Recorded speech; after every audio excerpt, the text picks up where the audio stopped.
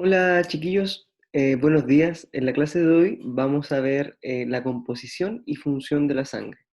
Este es un tema muy interesante y un tema en realidad muy extenso, pero que vamos a tratar de ver de una manera bastante sintetizada. Entonces, viendo la sangre tiene como principal función ser un transportador, ¿ya? Un transportador de gases, como lo es el oxígeno, que como nosotros sabemos es vital en realidad para nuestro organismo, así como también sustancias las cuales son absorbidas en la digestión, ¿ya? Los tejidos van a necesitar tanto el oxígeno como las sustancias, es decir, azúcares como glucosa, lípidos, proteínas, para poder generar su metabolismo. Por un lado, van a transportar estas sustancias, pero también van a retirar las sustancias de desecho, como por ejemplo el dióxido de carbono y los productos del metabolismo de estas mismas sustancias como la glucosa, como los lípidos, etcétera. ¿Ya? ¿Qué otras funciones tiene la sangre? Bueno, participa de la regulación de la temperatura corporal y también distribuye hormonas y otros agentes que son reguladores de la función celular.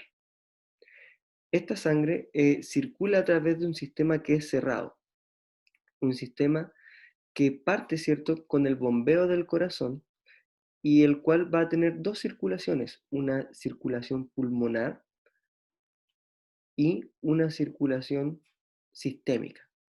Refiriéndonos a la circulación sistémica, que es la que va hacia todo el cuerpo, esta va a liberar la sangre a través de la aorta, la va a distribuir por todo el cuerpo, va a llevar esta sangre que es rica en oxígeno y rica en nutrientes hacia los órganos, como por ejemplo aparece en el esquema los pulmones, el hígado, el estómago, y luego va a retirar los desechos del metabolismo para volver hacia el corazón para luego liberar los gases a través de la expiración y muchos de los otros desechos a través, por ejemplo, de la filtración renal.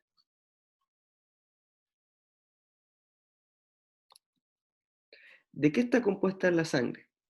La sangre, nosotros vemos, mire, esa imagen donde se ve un tubo, ¿cierto?, con sangre y se ven dos fases. Una fase roja en la parte inferior y una parte amarilla en la parte superior. La sangre en general nosotros podemos decir que tiene dos porciones, una porción celular y una porción acelular o líquida, ¿ya? La porción celular constituye el 45% de esta sangre y va a estar constituida en general por tres grandes grupos, por los glóbulos rojos, por los glóbulos blancos y por las plaquetas. Los glóbulos rojos son los encargados del transporte del oxígeno, los glóbulos blancos o leucocitos son los encargados de la inmunidad y las plaquetas son los encargados de la coagulación. La coagulación es importante porque es la que ayuda a detener en caso de que haya alguna rotura, por ejemplo, en nuestro sistema circulatorio.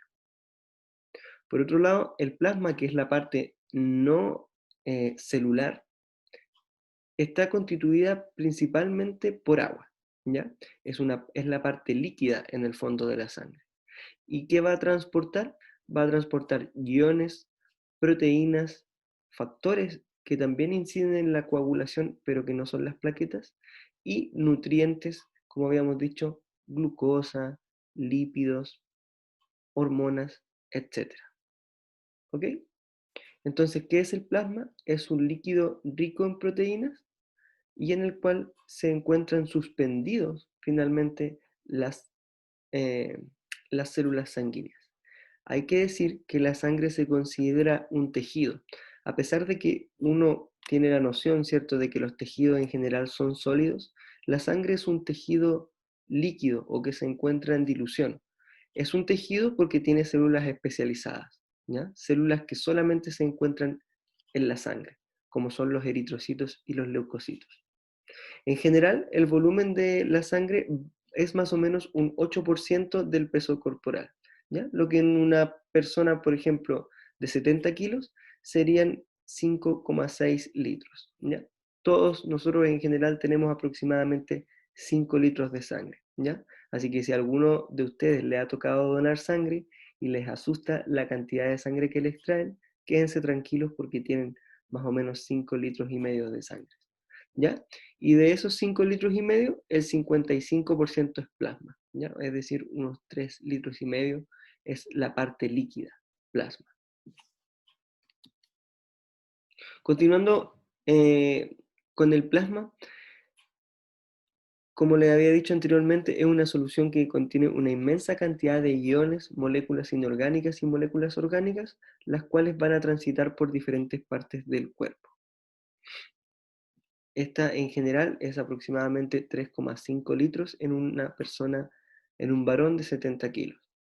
Y como característica, tiene que el plasma, si ustedes lo extraen, ¿cierto? Si ustedes les toman una muestra de sangre y este reposa, o sea, lo dejan quieto, este va a coagular.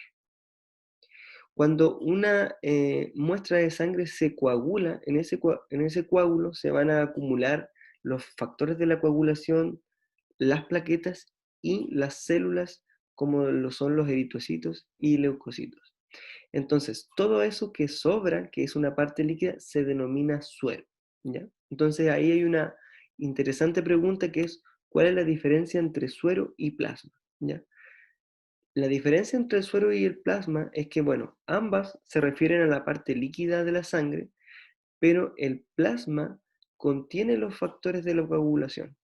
En cambio, el suero es toda esa parte líquida, exceptuando los factores de la coagulación, ¿ya? Es decir, el, el plasma podríamos decir que es el suero más los factores de la coagulación, ¿ok? Los componentes de este plasma se forman en diferentes órganos del cuerpo, por ejemplo, en el hígado, en las glándulas endocrinas, en el riñón, los colectores linfáticos y también, por ejemplo, a través de la absorción intestinal, donde se aportan sustancias como, por ejemplo, los nutrientes. Entonces, el plasma está compuesto en un casi 92% por agua y el resto está compuesto por estas sustancias inorgánicas y orgánicas.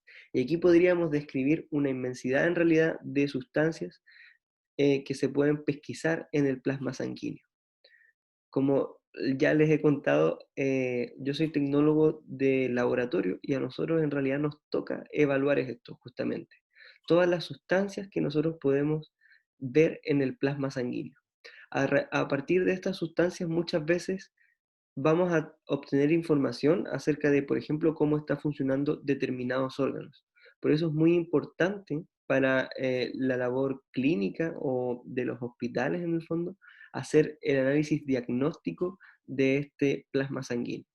Aquí tenemos algunos ejemplos, por ejemplo, como el LDL o el HDL, que son los colesteroles, la protrombina, que es un factor de la coagulación, metabolitos orgánicos y metabolitos inorgánicos, compuestos de desechos como los fosfolípidos, los triglicéridos, la glucosa, la urea, el ácido láctico, el ácido úrico, ¿ya? La creatinina, la bilirrubina, las sales biliares, entre otras. Son muchos en general, pero como les digo, lo importante es saber que cada uno de ellos va indicando diferentes cosas. Por ejemplo, la creatinina es una proteína que nosotros habíamos visto anteriormente y que habla mucho acerca del estado del funcionamiento de los riñones. Una persona común y corriente va a tener niveles de 1,5 miligramos por decilitro de creatinina y debería en general esos parámetros mantenerse estables, ¿ya? No variar mucho, por ejemplo, con la dieta. Pero una persona que tenga un daño renal, una insuficiencia renal, por ejemplo, va a tener niveles aumentados de creatinina, ¿ya? Por ejemplo, una persona normal tiene 1,5, una persona con una insuficiencia renal tiene valores de 5, 6, por ejemplo, ¿ya? Lo cual está indicando una insuficiencia renal. Hay otros valores, por ejemplo, que son más variables.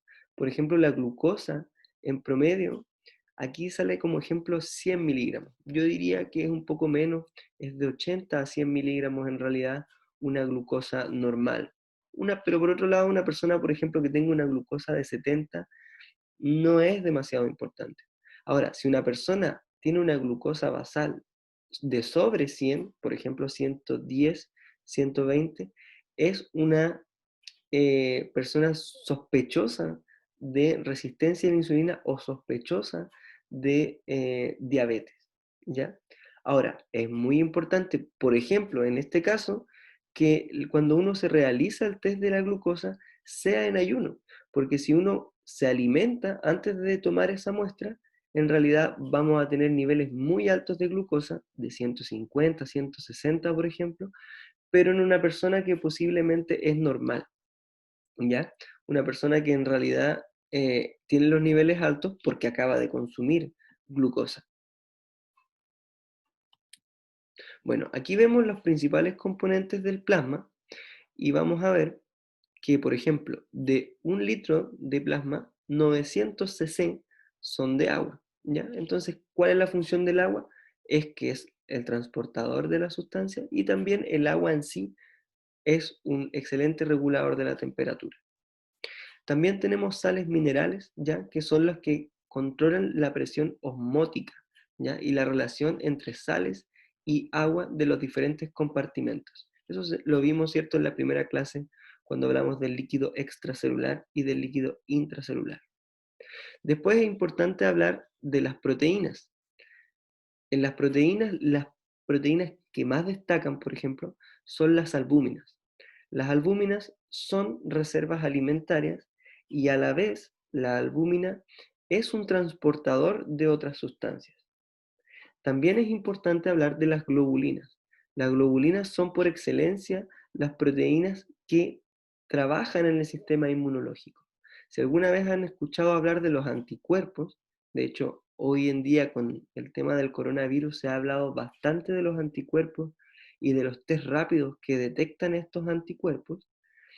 Estas son las proteínas que son inmunológicas, que participan en la defensa y que son generadas por nuestro sistema inmune y que atacan específicamente a microorganismos como lo son bacterias o, por ejemplo, un virus como lo es en este caso el coronavirus.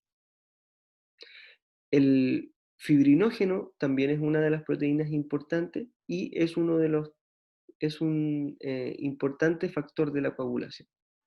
También vamos a ver como componentes del plasma lípidos y glucosa, que son bases energéticas, ¿ya? Se transportan a través de la sangre para llegar a los diferentes tejidos y ser una fuente de energía.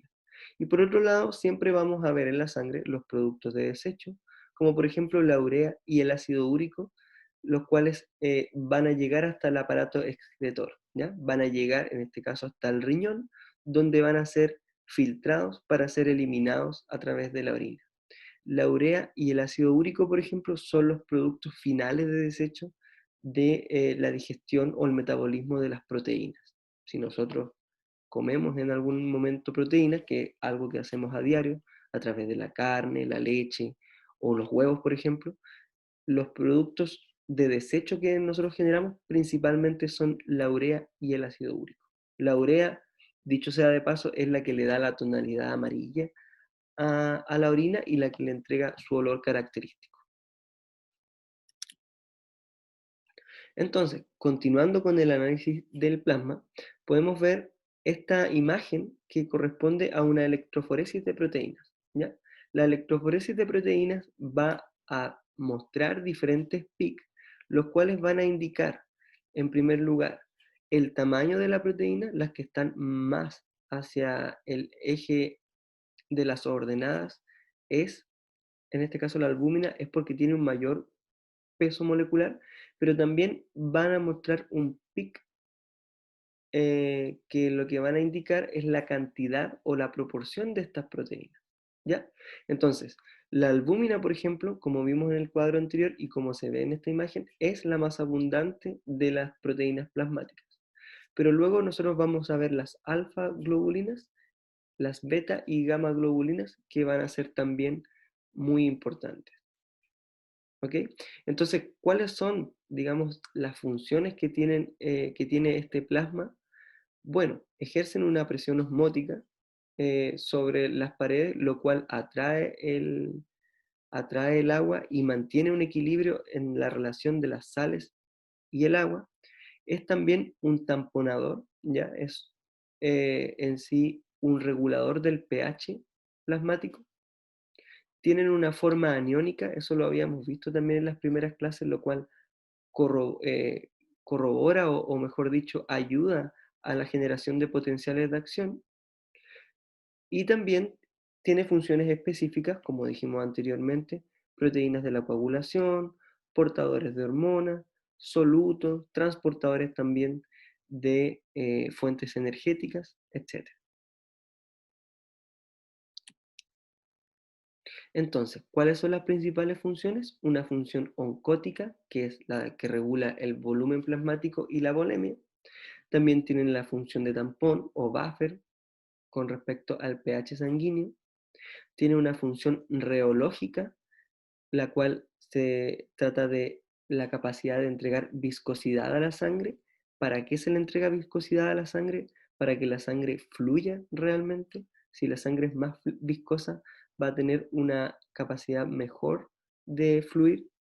Y también una función electroquímica, ya que genera un potencial de acción y, o sea, contribuye al equilibrio de las corrientes eléctricas de las proteínas que pueden traspasar las membranas celulares y las que no, lo cual genera los potenciales de acción, lo cual va a ayudar con los impulsos eléctricos o los potenciales de acción que habíamos visto en las clases anteriores. ¿Ya? Entonces vemos nuevamente este esquema que es una electroforesis de proteínas y vemos todas las sustancias, por ejemplo, que son transportadas por la albúmina. Aniones, cationes, bilirrubina, por ejemplo, que también es muy importante y habla acerca de la función hepática. También, por ejemplo, se pueden pesquisar drogas como la penicilina y la aspirina. También, por ejemplo, los exámenes de drogas de abuso, por ejemplo, los opiáceos, marihuana, cocaína, en general se pueden pesquisar a través de muestras sanguíneas, así como también sus productos de desecho en la orina. Vemos también que la albúmina va a transportar grasas como los lípidos, vitaminas A, D, E y K, hormonas como la tiroxina, hormonas como el cortisol, que son muy importantes y que hablan acerca de, por ejemplo, nuestro estrés, la vitamina B12, que tiene directa relación con la eritropoyesis, y también en las otras porciones de esta electroforesis, ¿cierto? Que vamos a ver las globulinas, vamos a ver diferentes proteínas, no solamente las inmunoglobulinas, que son las que forman parte del sistema inmunológico, sino que, por ejemplo, la hemoglobina, que es una proteína esencial de los glóbulos rojos, la que transporta, de hecho, el oxígeno, eh, es parte de este tipo de proteínas, las proteínas globulinas, que llevan ese nombre porque tienen la característica física de ser globulares. ¿Ya? Entonces, aquí vamos a ver dos cuadros más que hablan en realidad de todas las proteínas y de todas las sustancias que se pueden encontrar en el plasma sanguíneo y que cada una de ellas tiene parámetros específicos, o sea, parámetros, digamos, normales, y cada una de ellas tienen funciones específicas. Por lo cual, un aumento o un descenso de ellas en nuestro plasma sanguíneo va a significar algunos procesos anómalos, por ejemplo, en nuestra fisiología o en nuestro balance electroquímico. Por ejemplo, tenemos una muy importante, la proteína C reactiva, que es una proteína generada en el hígado. Esta proteína en general es casi indetectable para una persona que se encuentra en un estado de salud óptimo, ¿ya? Pero si es que una persona se está enfrentando a un proceso inflamatorio, ¿ya? Un proceso inflamatorio, por ejemplo, provocado por un golpe o un proceso inflamatorio provocado, por ejemplo, por una infección, puede ser una infección urinaria, una infección respiratoria, esta PCR aumenta notablemente, ¿ya? Pero a su vez es inespecífica, solo nos está mencionando que está ocurriendo una inflamación en alguna parte del cuerpo, pero no nos está diciendo cuál. Pero sí es de gran ayuda para, por ejemplo, un médico saber que está ocurriendo eh, una inflamación, porque a su vez esta nos indica qué tan severa puede ser esta inflamación. Por ejemplo, una paciente puede llegar relatando que tiene ardor al orinar, que tiene malestar, muy probablemente por una infección urinaria. El médico le realiza un examen de sedimento de orina, ve que efectivamente hay una infección urinaria, pero va a tomar la PCR para evaluar qué tan grave es esa infección. ¿Ok? Aquí podemos ver varias otras, como por ejemplo los factores de la coagulación. También muy importante ver que estos se encuentren en parámetros normales, porque, por ejemplo, parámetros muy bajos de los factores de la coagulación podrían significar que si nosotros iniciamos algún proceso hemorrágico, este no pudiera parar, ¿ya? Y pudiéramos incluso, por ejemplo, tener morir de hemorragia. Ahora, si nosotros tuviéramos niveles demasiado elevados de estos factores de la coagulación, también podrían ser malos porque podrían hablar de un efecto trombótico, que vamos a estar generando trombos en nuestro sistema circulatorio, lo cual potencialmente podría generar eh, infartos, ¿ya? Y así en realidad es interminable la lista de analitos que nosotros podemos ver o de proteínas plasmáticas que nosotros podemos ver en nuestro plasma sanguíneo, ¿ya? Eso con respecto al plasma, que como dije era la parte líquida de la sangre. Ahora vamos a hablar de la hematopoiesis, ¿ya? Que es justamente el proceso a través del cual se producen las células sanguíneas, ¿ya? Que es entonces esta otra parte, el otro 45% de la sangre. La hematopoiesis entonces, como el nombre lo indica, es el proceso de la producción de las células sanguíneas. Este es un proceso complejo a través del cual las células troncales hematopoyéticas o células madre hematopoyéticas proliferan y se van diferenciando en sus diferentes tipos celulares. Como dije anteriormente, hay tres grandes grupos que son los glóbulos rojos, los glóbulos blancos y las plaquetas. ¿Ok? Este proceso tiene lugar en la médula ósea, ¿ya? La médula ósea, para que no se confundan, no solamente se da en la columna vertebral, sino que también se da en los huesos largos, ¿ya? La médula ósea no se refiere a la médula de la columna, sino que a una parte de los huesos que es un tejido conectivo especializado donde se generan estas células sanguíneas. ¿Ok? Alteraciones en este proceso hematopoyético, es decir, un aumento exacerbado o una disminución exacerbada de la producción de estas células, ya sea glóbulos rojos, glóbulos blancos o plaquetas, son situaciones que se consideran de enfermedad, ¿ya? Un ejemplo muy claro de ellos son las leucemias, ¿ya?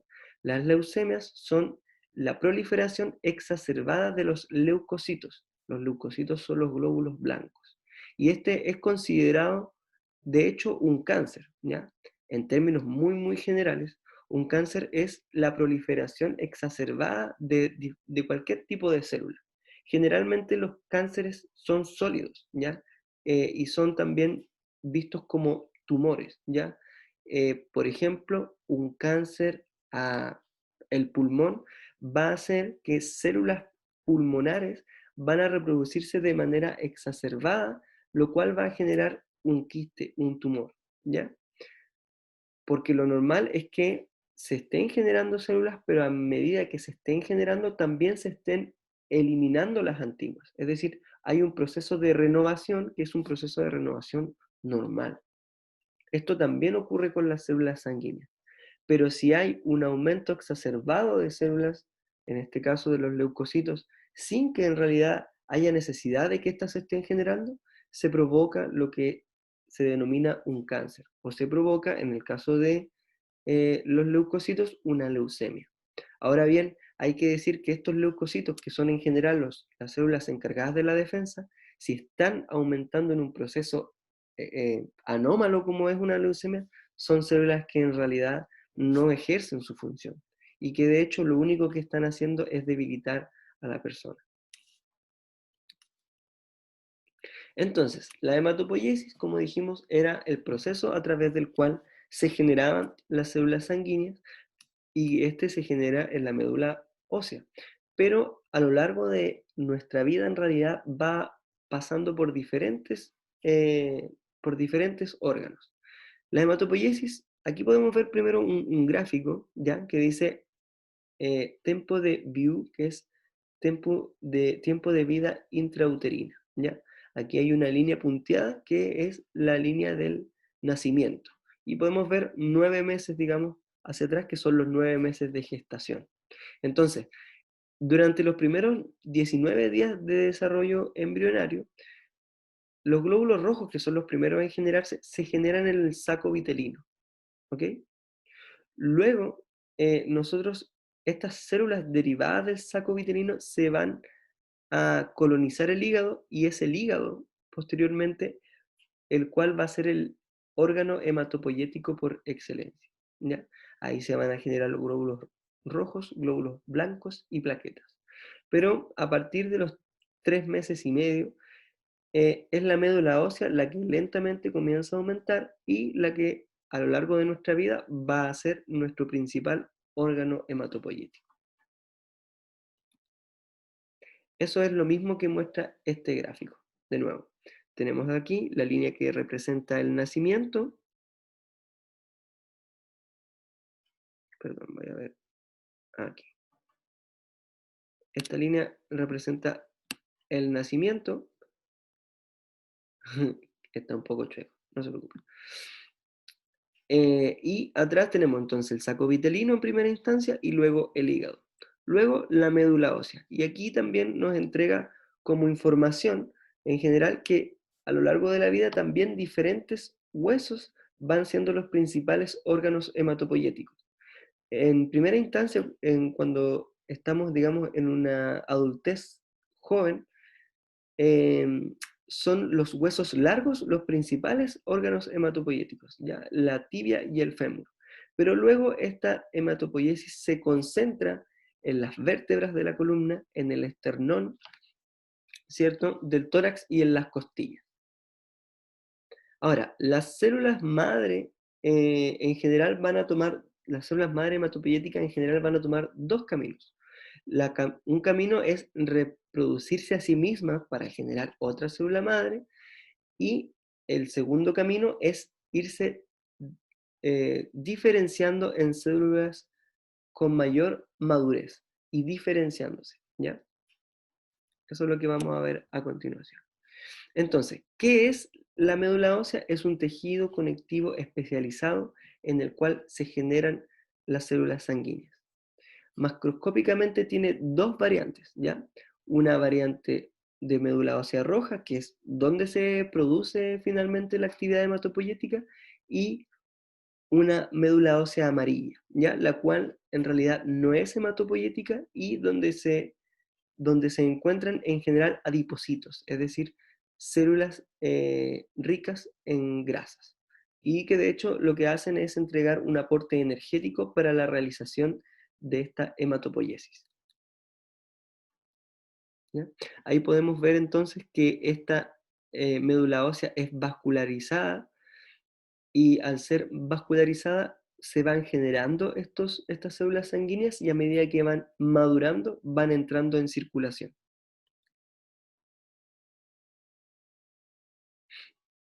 Las... Ahí está. En este esquema podemos ver entonces un vaso sanguíneo y la médula ósea, ¿ya? Tenemos, por ejemplo, aquí una stem cell hematopoyética, es decir, la célula madre, la cual va generando, por ejemplo, en este caso, un eritroblasto, luego un reticulocito, este reticulocito libera su núcleo y genera un hematíe o un eritrocito, el cual se libera a circulación sanguínea. ¿Ya? Lo mismo pasa, por ejemplo, para la generación de un neutrófilo, que es un leucocito. ¿Ya? Partimos de una stem cell hematopoyética, la cual va generando diferentes estadios de maduración hasta llegar al neutrófilo, el cual se libera hacia la sangre. También tenemos aquí, por ejemplo, el megacariocito, que es una célula gigante, la cual va dando origen a las plaquetas, eh, las cuales son o participan en los procesos de coagulación. Entonces, este es un esquema que demuestra cómo es ese proceso de reproducción y de diferenciación de las células sanguíneas, ¿ya? Se parte de una célula troncal, luego a una célula progenitora, ¿ya? Y se diferencian en diferentes tipos de células sanguíneas. La célula troncal es la célula madre hematopoyética, la cual teóricamente va a dar origen a todos los diferentes tipos de células, es decir, a los glóbulos blancos, a los glóbulos rojos y a las plaquetas. Luego tenemos diferentes tipos de células progenitoras, ¿ya? Por ejemplo, aquí tenemos una célula progenitora eritroide, la cual solamente va a generar eritrocitos. También tenemos, por ejemplo, la célula progenitora trombocítica, la cual va a generar un megacariocito, el cual a la larga va a generar plaquetas. Tenemos la célula progenitora linfoide, por ejemplo, que va a generar a los linfocitos. Ahora bien, es importante que ustedes vean que no solamente, como se veía en el esquema anterior, no solamente se va a estar dando este proceso de la stem cell que va a generar hasta, en este caso, un neutrófilo, sino que nosotros vamos a encontrar diferentes estadios de células hematopoyéticas en la médula ósea. O sea, vamos a ver stem cell, pero también vamos a ver, por ejemplo, estas células progenitoras, las cuales van a estar eh, generando solamente su línea celular, ¿ya? O sea, vamos a ver la célula progenitora para que ésta se reproduzca a sí misma y a la vez vaya generando eritrocitos, ¿ok? Ahora, las células de la sangre humana, por supuesto que tienen proporciones que vamos a considerar proporciones normales y las cuales se van a ir viendo alteradas según, por ejemplo, algún estado patológico. En general, entonces, los leucocitos tienen un rol en la fagocitosis y la destrucción de los microorganismos, en la presentación de antígenos y en la secreción de citoquinas. Todas esas funciones son funciones del sistema inmunológico, ¿ya? De las defensas, digamos, en términos muy sencillos. Los eritrocitos, por otro lado, son los encargados del transporte de los gases, el transporte del oxígeno y el transporte o la excreción del dióxido de carbono. Los linfocitos, por otro lado, si bien son parte de los leucocitos, son también células inmunológicas, pero son células inmunológicas especializadas, ¿ya? En general, si nosotros hablamos de los leucocitos, los granulocitos, digo, de los neutrófilos, eosinófilos, basófilos, estas son células que nosotros, si lo lleváramos, por ejemplo, a un ejército, son digamos, los soldados como rasos, los soldados que en realidad no son muy especializados. Cuando nosotros nos enfrentamos ante un microorganismo, cualquiera sea, estos van a ser los que van a la guerra primero, los neutrófilos, los eosinófilos y los basófilos, ¿ya? Pero si por algún motivo nosotros nos enfrentamos a alguna bacteria, algún hongo, algún virus que es persistente, van a llegar nuestros soldados de élite, digamos, que son los linfocitos, ¿ya? Los cuales son especializados y de hecho participan en un proceso que se llama la inmunidad adaptativa. Estos son los que generan procesos como la memoria, ¿ya? Lo cual en términos muy generales son los que provocan que nosotros no nos enfermemos dos veces de una misma patología y además los linfocitos tienen la gran característica de, eh, de perdón, de generar memoria.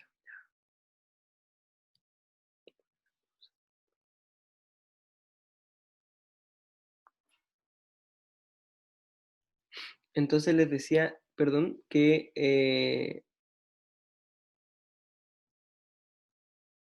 ahí sí, ahí sí. Entonces les decía que los linfocitos tienen la gran característica entonces de la memoria, ¿ya?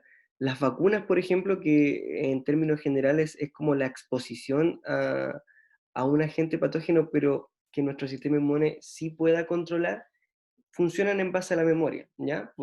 En términos muy generales, por ejemplo, una vacuna contra la influenza, por ejemplo, es inyectarnos un poquito de virus de influenza, que ahora es un virus de influenza atenuado, debilitado para que nuestro sistema inmune lo pueda eliminar, y justamente estos linfocitos participan en ese proceso de memoria.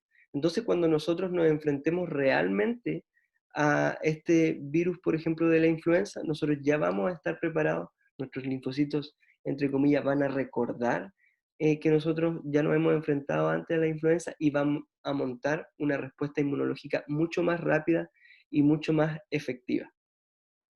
¿Ya? Entonces aquí nosotros tenemos las proporciones entonces de las diferentes eh, poblaciones celulares. Los leucocitos, por ejemplo, en general van a dar 9.000 células por microlitro, cada uno con sus proporciones específicas, ¿ya? Muy importante, por ejemplo, que cuando nosotros nos estemos enfrentando a un proceso inflamatorio, es muy probable que estos leucocitos aumenten, ¿ya? De los 9.000 van a sobrepasar un nivel normal, por ejemplo, de 11.000, van a llegar a 15.000, 16.000, ¿ya? Un paciente, por ejemplo, con leucemia, yo me ha tocado ver en el laboratorio pacientes con 150.000 leucocitos, ¿ya? O sea, muchísimo, muchísimo más que un rango normal. Y bueno, las plaquetas, como había mencionado anteriormente, participan en las defensas y en la formación del coágulo. Entonces ahora vamos a ir al desglose de cada uno de los diferentes tipos celulares. Primero, por ejemplo, los granulocitos, ya tenemos al neutrófilo, ya también llamado polimorfo nuclear, porque tiene diferentes, se puede presentar con diferentes lóbulos. En esta imagen, por ejemplo, se ve que tiene 3 lóbulos su núcleo, pero un neutrófilo uno lo puede observar con de 3 a 5 lóbulos. Este es el granulocito más abundante, se encuentra del 50 al 70%, y se encuentra en circulación sanguínea pocas horas en realidad, de 7 a 10 horas, y generalmente se encuentra transportándose en la sangre para migrar a algún tejido y ahí ejercer su función. ¿Ya? Este es un fagocito por excelencia y es, como les decía, el soldado como raso, el primero que se va a enfrentar a un microorganismo si nosotros nos estamos enfrentando a alguno. ¿Ya? En segundo lugar tenemos los eosinófilos, ¿ya? Que llevan ese nombre, eosinófilos, porque son afines a la eosina y tienen estos gránulos característicos, que son gránulos cristaloides rosados, y estos eosinófilos son poco abundantes, van del 1 al 3%, y son células que tienen la principal función, es una función antiparasitaria, así como también se ven involucrados en funciones alérgicas, ¿ya? Por ejemplo, disculpen que hable de mí, pero yo soy muy alérgico y mi hemograma normal tiene eosinófilos del 5 al 8%, ¿ya? Y eso suele pasar con personas alérgicas. Ahora, una persona, por ejemplo, que esté enfrentando una parasitosis importante va a tener eh, porcentajes del 20-25% de estos eosinófilos. ¿Ok? También tenemos los basófilos, que llevan ese nombre porque tienen afinidad por los tintes de pH básico, son muy escasos, van de menos del 1%, son células móviles que no son fagocíticas y tienen estos gránulos azurófilos, ¿ya? Que son característicos también. Y estos gránulos azurófilos son los liberan, perdón, sustancias farmacológicamente activas, ¿ya? Sustancias que nos provocan, por ejemplo, hinchazón, rubor, color, etcétera, ¿ya? Si ustedes alguna vez, por ejemplo, comen algún alimento que les genere picazón, ronchas, etcétera, son los basófilos los que están liberando sus gránulos, ¿ya? Y que están provocándonos esta reacción alérgica. Otra célula muy importante son los monocitos, ¿ya? Los monocitos son circulantes, en general se mantienen en circulación alrededor de 8 horas, y estos monocitos entran a los tejidos generalmente para generar su función, que también es fagocítica y presentadora de antígenos, o sea, participan también en el sistema inmunológico, y cuando estos entran a los tejidos cambian su conformación, ¿ya? Este monocito se transforma en un macrófago.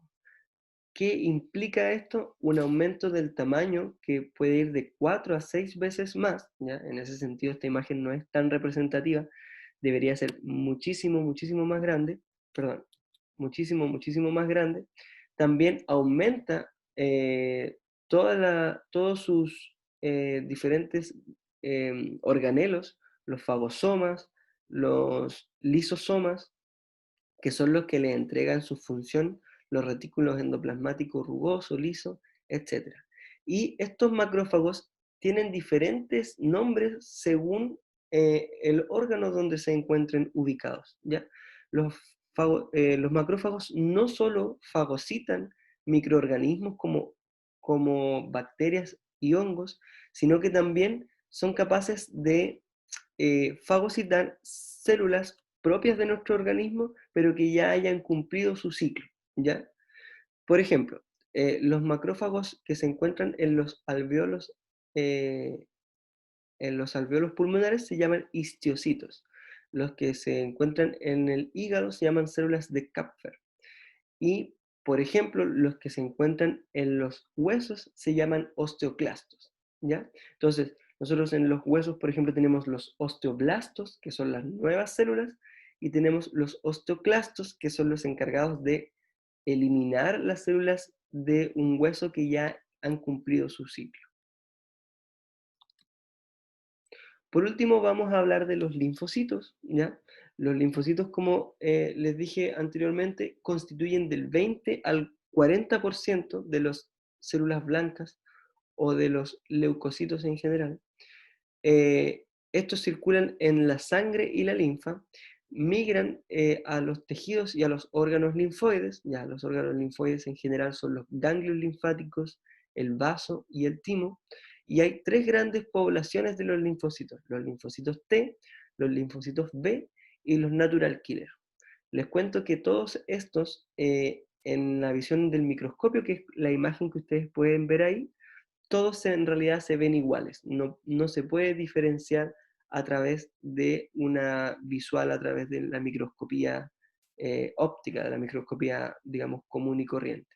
Pero hay diferentes marcadores que se llaman marcadores CD o cell cluster, que esos sí nos van diciendo cuáles son células B, cuáles son células T y cuáles son natural killer. ¿Ok? En general, los natural killer son células también del sistema inmune innato, que son células granulares grandes y que no expresan marcadores CD de las células B o de las células T. Y tenemos los linfocitos B y T, que son más pequeños, son móviles y no son células fagocíticas, ¿ya? Esa es la gran diferencia entre los linfocitos y los granulocitos. En general, los granulocitos suelen ser fagocíticos, mientras que los linfocitos no, ¿ya? Ahí podemos ver que los linfocitos no se pueden diferenciar en el microscopio, pero sí se pueden ver a través de los CD. Entonces, los linfocitos B llevan ese nombre porque proceden del nombre de la bolsa de Fabricio, que es donde maduran en las aves. Este es un dato en realidad un poco histórico, las células B, en el caso de los seres humanos, maduran en la médula ósea, ¿ya? Pero también podría coincidir porque B viene de bone mirror, que en inglés significa médula ósea, ¿ya? Las células B maduras las maduras se distinguen por su síntesis y exhibición de inmunoglobulinas, anticuerpos, ¿ya? Entonces aquí nosotros tenemos la imagen de una célula B, la cual al madurar o al exponerse a un antígeno, a un patógeno, se transforma en una célula plasmática en la cual aumenta su cantidad de organelos, de retículos endoplasmáticos, generando anticuerpos, ¿ya? Existen células plasmáticas y células B de memoria. Por otro lado, tenemos los linfocitos T que tienen otras funciones, ¿ya? También son de la respuesta inmunológica adaptativa, llevan el nombre de T porque parte de su maduración se genera en el timo y tenemos tres grandes poblaciones, las células T colaboradoras o T helper, las células, las células T citotóxicas o células eh, TCD8 y las células T reguladoras, que son las encargadas de que cuando se acaba la exposición a un patógeno, baja la respuesta inmunológica. Y por otro lado, entonces, tenemos las células NK o células Natural Killer, que en un proceso normal se encargan de ir revisando si existe alguna alteración de nuestras células normales. Estas son las que pesquisan las células tumorales antes de que generen tumores, las eliminan y también son capaces de eliminar células que estén infectadas por microorganismos intracelulares, como son bacterias intracelulares o, por ejemplo, los virus.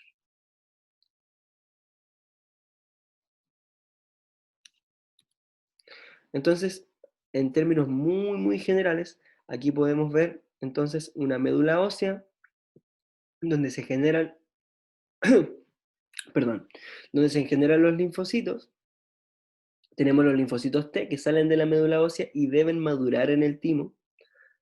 Y tenemos las células B, las cuales, o linfocitos B, los cuales salen maduros desde la médula ósea. Este, digamos, este óvalo de color verde habla de los tejidos de los órganos linfáticos secundarios. Esto pudiera ser un ganglio linfático, ¿ya? Aquí se van a concentrar las células B y células T maduras y van a esperar a encontrarse con algún antígeno, ¿ya? Cuando hablo de antígeno es cualquier sustancia que sea capaz de generar una respuesta inmunológica. En general vamos a hablar de antígenos para una bacteria o un virus, ¿ya? Pero también pudiera ser, por ejemplo, una toxina que no necesariamente va a ser un microorganismo vivo, sino que, por ejemplo, el magnesio en exceso, el azufre, el cobre, incluso pudiera, obviamente si lo consumimos, pudiera ser tóxico y pudiera generar una respuesta inmunológica, ¿ya? Al enfrentarse a este antígeno, estas células B y células T se van a activar. Como ya dije anteriormente, la célula B se va a transformar en una célula plasmática y va a generar anticuerpos, mientras que una célula T se va a diferenciar en una célula T helper, la cual lo que hace es estimular a todas las otras poblaciones celulares a que ataquen, a que se active la respuesta inmunológica, o también van a generarse o van a diferenciarse en células T CD8 o células T citotóxicas, las cuales generan eh, una gran cantidad de citoquinas, las cuales directamente van a ser capaces de eliminar al microorganismo. ¿Ok? Esto es, pero una forma muy resumida de hablar acerca de las funciones de los linfocitos T y de los linfocitos B. ¿Ya? Esta es su participación entonces en el sistema inmunológico. Bueno, chiquillos, esta es la primera parte de la composición y función de la sangre. Eh, Ahora sí, estoy incluyendo el puntero, como se pueden dar cuenta, eh, así que espero que les haya servido. Bueno, chiquillos, vamos a la siguiente clase en un momento más.